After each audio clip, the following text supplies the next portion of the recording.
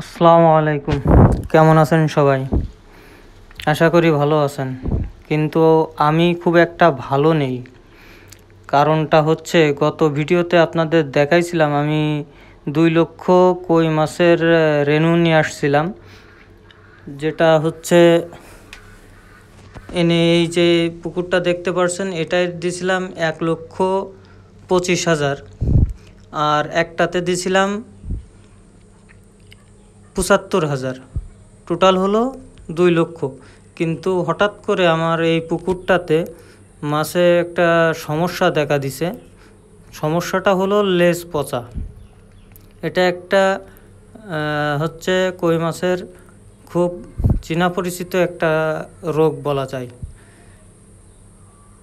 আমার এই পুকুরে হঠাৎ করে হচ্ছে পানিটা একটু নষ্ট হয়ে গেছে, নিচেই হচ্ছে পানির নিচেই হচ্ছে আপনার গ্যাস হয়ে গেছে, যার কারণে হচ্ছে রড দিয়ে হচ্ছে গ্যাসটা উঠাই দিছি।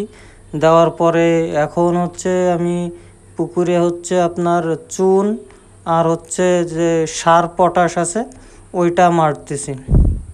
এটা মারার কারণ হচ্ছে যে মাছগুলো আক্রান্ত হয়ে গেছে রোগে সেইগুলো মারা যাবে, নতুন করে যেন আর কোনো মাছে আক্রান্ত না হয়।